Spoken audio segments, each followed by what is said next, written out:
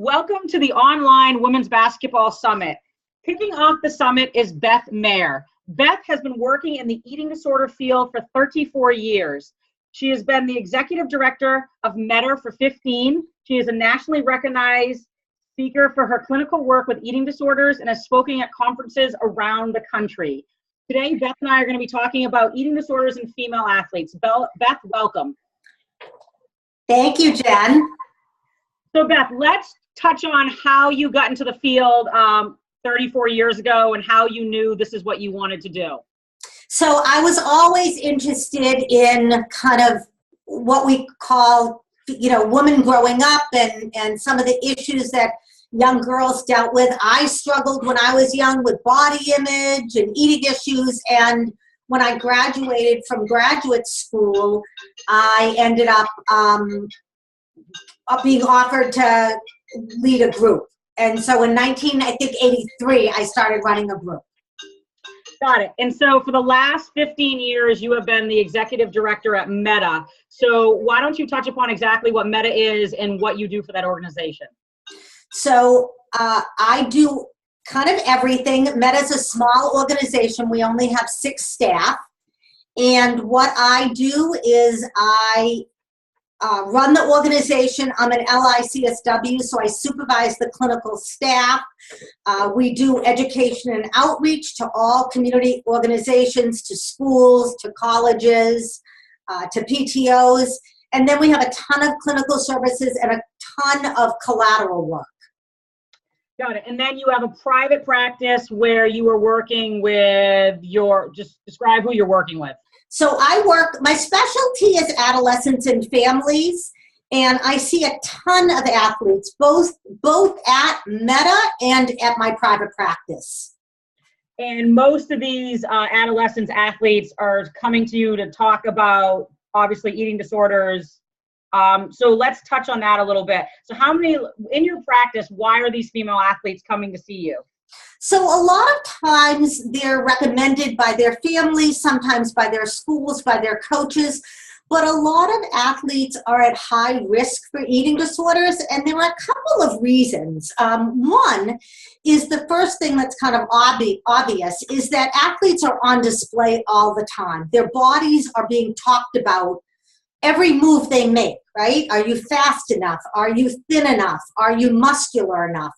So all athletes get to be higher risk. That can be a precipitating factor, to be kind of super anxious about the way your body is either performing or looking.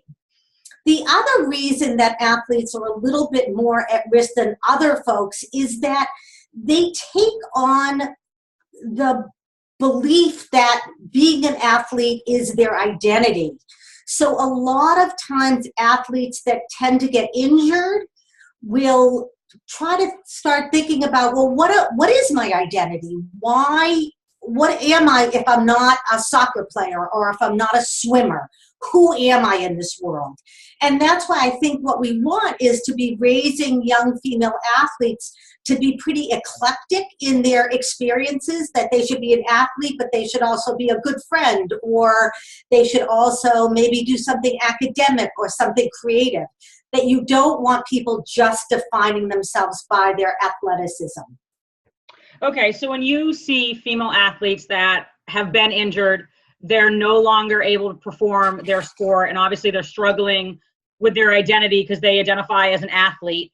Can you give some tips and advice you share with them to help all the listeners out there, help them cope with their eating disorders and being injured? Perfect. I think the first thing is, again, not having families and loved ones not just define who somebody is by how well they're doing in anything. It could be educational, it could be being an athlete. Like, I've had many athletes whose parents have pushed them so that they had to be the best so they could get a scholarship, which is totally understandable, but it may not be what that person wants. So you really want to talk about with your athlete about being strong versus how they physically appear. The other thing you want any young girl to know is that their a product of genetics. And so both their personality and possibly the way their body moves is part of their genetics. Okay? And another thing that happens with a lot of folks is that they struggle because their bodies may change at different times. So for example, a 12 or a 13-year-old girl might shoot up, right? And really get tall in 6th grade. And then they may feel like they're so much bigger than everybody else. And of course, what I hear from a lot of girl athletes, particularly basketball players that have shot up, is that everybody assumes because they're so tall, they are going to do this type of sport, particularly in basketball. Got it. So I guess, I mean, obviously, you know, in college with female basketball, I mean, these coaches need to win because their jobs are on the line.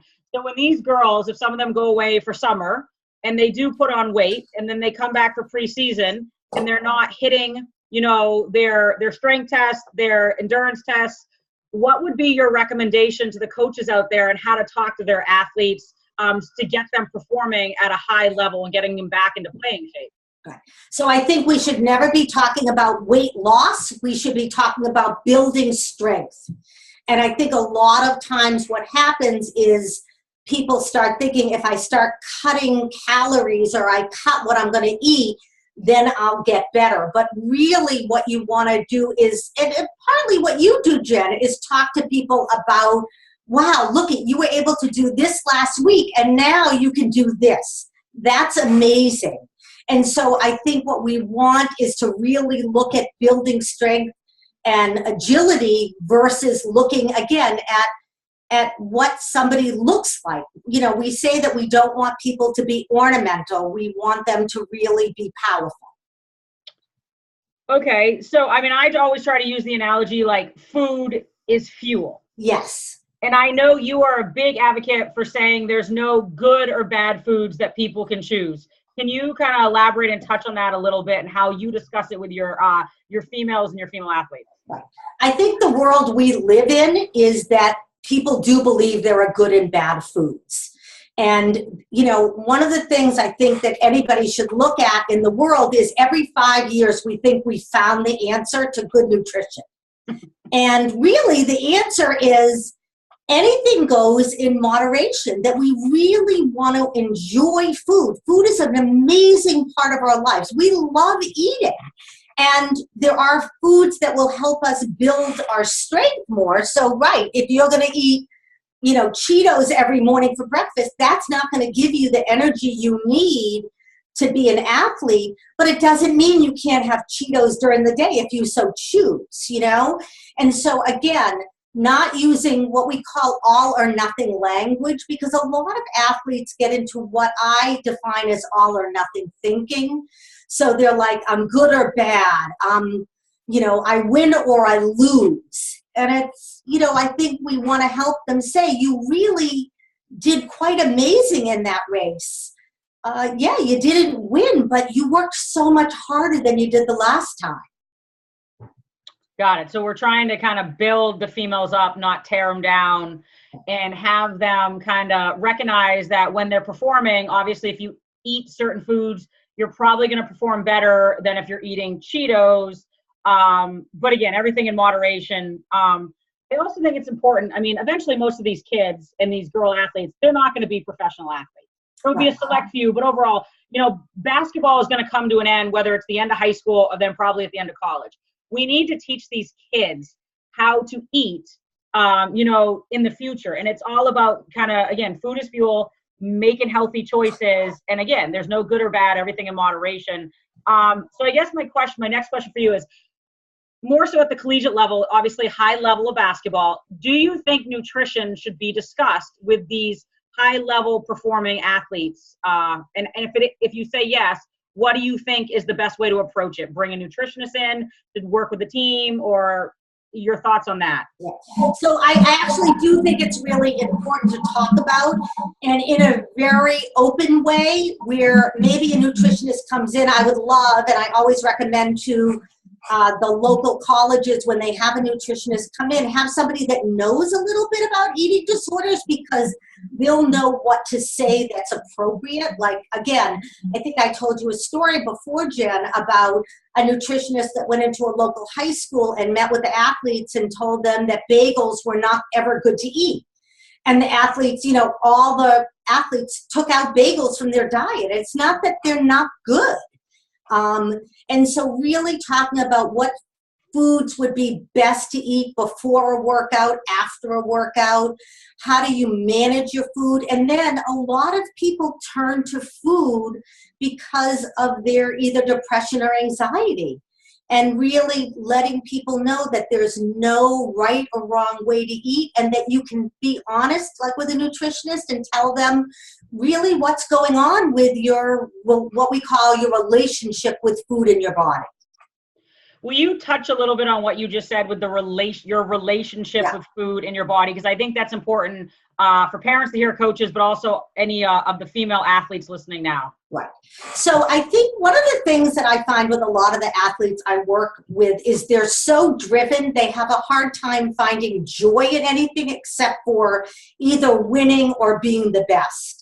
And when you build a relationship with food, you're actually trying to see if you can enjoy it. Not just eat because, you had said it's fuel. It is fuel, but food also tastes good. And food is a way to connect with other people.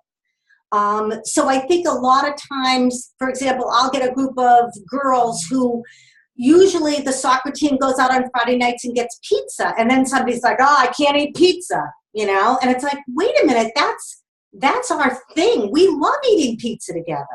And so really having people feel like, what do I really want? Do I want pizza? Do I want a salad? Do I want chicken? And that's building a relationship rather than just eating because you feel like you have to do it. Does that make sense? It does. So I think obviously, kind of doing it as a team, so they're not just focused on the food, they're focused more on kind of like the team building, like building a healthy relationship around, the food they're eating. So I'm going to put you on the spot a little bit here. What should a coach never say to an athlete? Because I know obviously depending on what you say to your athletes, you could possibly trigger an eating disorder, right. Or obviously some body confidence, body image issues. So what should a coach never say? And then if maybe give some advice on how they could word things better when they're talking to their athletes. So I get a lot of cases, the situations where people come to me where a coach has actually said, in order to do this better, you have to lose weight. And to be honest with you, there's some truth to that, like with running. Not that I totally believe that, but, I work with a star runner and the coach said, if you were a little lighter, you might run faster. That might be true, but the reality is that young girl got an eating disorder, right? And so you have to be very careful about any discussion of weight loss, any discussion of good or bad foods, any discussion that says, with what I call, as I mentioned before, all or nothing thinking. So you really want to talk about how wonderful the body is and teach people what it's capable of doing, not, again, anything regarding weights or body fat or any of those things. And again, many coaches may disagree with me, Jen, but we see a lot of people come in that, some people have the potential to get an eating disorder, and then either a doctor or a coach says that one last thing that puts them into a diet mentality. And 35% of people who actually diet end up getting eating disorders. So, you really have to be careful about accepting people's bodies for what they are. Listen, people can disagree with you, but you know what? You are an expert. This is what you do. And so I respect your opinion. That's why I wanted you on this call and be interviewed. So, listening to what you said, like no all or nothing, don't tell someone they need to lose weight or kind of focus on the weight loss. So if we're trying to really educate our female athletes on what they should eat, let's say before a practice, before a game, how would you go about, again, educating them on how to fuel their body? So the most important thing is to be fueling your body all day, right? And I'm not a nutritionist, so I can't say exactly what they should eat before a workout, but the idea is you should never go long periods of time without eating. And again, there's this belief, and even when I was growing up, there was this old wives' tale that, you know, if you didn't eat breakfast, you would get less hungry at lunch. And I was like, that's because your body has stopped working. You know, we need to eat on a regular basis all the time. So I think that it's less important exactly what you eat right before a workout, as long as you've been feeding yourself all day. And every body is different. You know, Jen, from your work, some of us can eat a big breakfast before a workout, some of us can't, and then we have to eat a lot after the workout. So a lot of it is learning what your body is comfortable with and what feels right. I think that's some great advice for everyone listening, that, again, everyone is different. Everyone is going to find what food fuels their bodies better to perform at a high level. I think you need to play around with it and just see how you're feeling. But no, there's no good or bad foods. Everything in moderation, and just enjoy yourself. So my next question, will shift gears a little bit, is I'd love for you to be able to touch on a little bit of the female athlete triad, kind of define what it is, and then your thoughts and your expertise on it.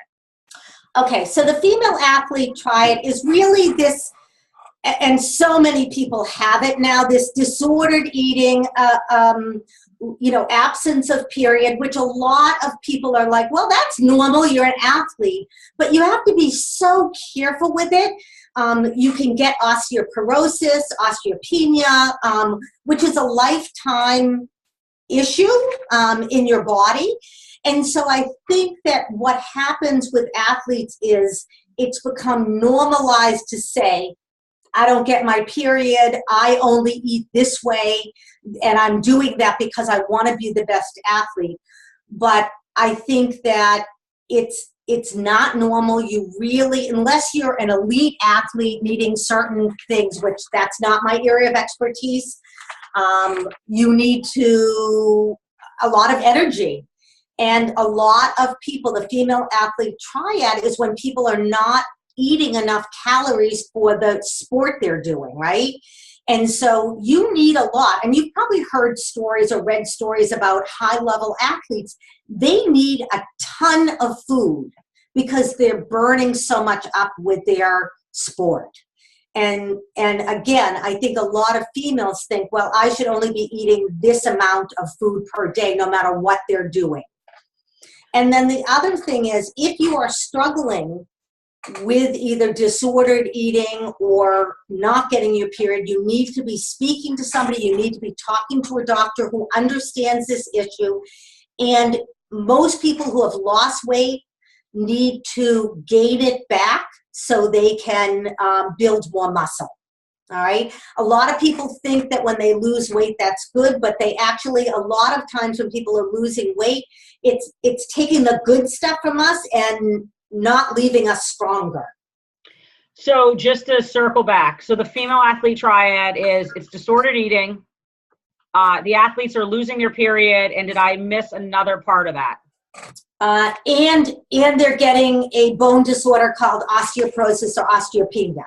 So that's the triad. You're at risk for that if your weight is too low and you stay at that weight for too long. Got it. Just wanted because I've obviously heard of it, but I am nowhere near an expert. I just wanted to make sure that I was touching on what it is, where it's disordered eating, the athletes are losing their period, and then they're at risk for osteopenia because of the bone density and all that. Yeah. So again, your recommendation to kind of help along the female athlete triad is what again? Is to go to see a specialist or doctor that knows that. Talk to your coach about if you've lost weight, getting the weight back on so you can hopefully get your period again. There's a lot of controversy about going on the pill with this and whether it really is helpful or it's a fake way of getting your period started. Mm-hmm. So you really want to try to be at a weight where you're getting your period regularly. If you lose your period, you should be talking to your doctor. All right. So kind of signs or symptoms if a female athlete is starting, that you starting to think they have the female athlete triad, you're saying is one of them, if they've had their period and then all of a sudden they don't. Exactly. What are some other signs and symptoms that coaches and parents can look for in their athletes? And just by disordered eating, in terms of somebody who's at risk for the female athlete triad or just disordered eating or an eating disorder, one of the things I say to my coaches and my parents are, if your child is going to their sport, like they're playing soccer and they're in, they have a hard practice in the afternoon, and then you see them coming home and they're going on your treadmill for another hour, there's probably something that's a little obsessive about that, right?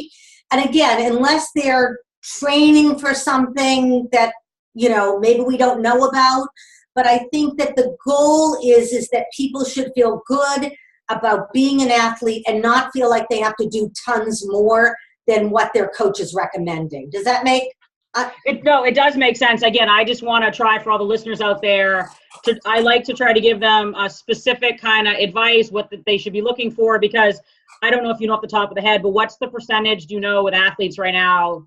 It's enough that we need to, yes. it's enough that we get a lot of calls from people who are in college on scholarship that are scared of talking about their eating disorder because they'll lose their scholarship. So, it's for people who are athletes, it's hard for them to accept and admit that they have a problem, because there's potential, and many physicians will ask you to stop playing your sport. Well, that makes complete sense for, athletes on a full scholarship. You're getting your college paid for. So I completely understand why they struggle with that. My goal with kind of having you come on and talk about eating disorders is obviously it is a real problem right now with our female athletes. And we need to kind of shed light upon what's going on and how we can help. So kind of finishing up, is there anything you want to kind of circle back, touch on to finish up the call, what you think it's important that people hear about, treating eating disorders with our females? So here, let me just review some of the risk factors. Anything regarding a major change in your body, which many pre-adolescents go through, getting really tall, staying really short, feeling different can be a risk factor for eating disorders. Self-esteem. A lot of girls come to me feeling like they're too muscular, which is interesting, but they just hate it, like swimmers. They hate that their legs feel so big. Just having a lack of body confidence in general, which a huge percentage of people do. The other thing that is a little bit more of a risk factor is people that either are on in a team where where the weight is being talked about, like gymnasts, ballet dancers, somebody has to lift you. And then getting injured could be a risk factor, and also just any injury coming about. So those are some of the things to look for as risk factors. And then what you do with an eating disorder is you probably have about 10 different things that come together, and then you have somebody who's in a full-blown eating disorder. So there are many, many things we can do to prevent eating disorders in our teens and our young adults, but we have to start early, and we have to be really positive about their bodies, the way they are built and the way they're supposed to be. I always say to people, we don't look at our feet and, I take a size 8 and be like, ugh, if only I took a size 6, that would make me happy. But we do that with every other body part we have. That's true. I think it is very, very important to teach these young female athletes, and honestly girls in general, at a young age, to have a very healthy and positive relationship with their body, with their food. I think it matters like how they feel on the inside. They need to be happy. They need to be comfortable. So I want to touch on one thing with you, and then I will let you go. Obviously girls nowadays, female athletes, the body image issue and just confidence overall, it's severely lacking, and we need to build it back up in these young girls. Your advice on that? How do we kind of build up their confidence, build up their body image? Well, first of all, I think it's letting girls know that they are stronger and can be more assertive in the world, and that they have a voice. I think that eating disorders come about when people, we say that people are stuffing their feelings down. So I think that assertiveness training in young girls, letting people know that they can kind of fight for their rights, that they can, be sportsmen, sportswomen, and that they have a right to that. And I think we're getting there, but we're still not there yet in terms of female to male athletes.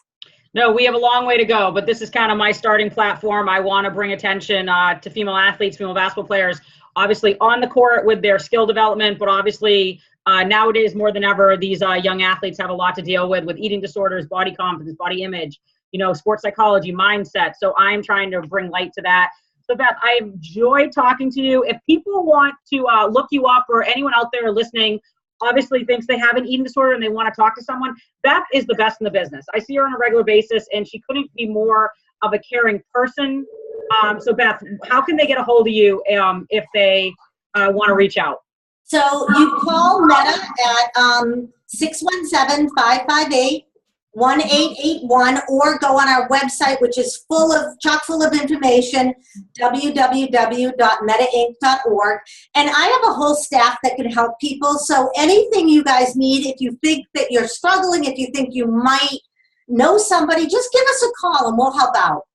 Yeah, Meta has some great resources for anyone out there, obviously young athletes, but if coaches and parents are looking for some advice, it's a solid website to check out. So Beth, it's been a pleasure talking to you. I'm sure down the road we will elaborate and expand on some of the conversations we have had today, but I will talk to you soon. Wonderful, Jen. You're doing a great job with this.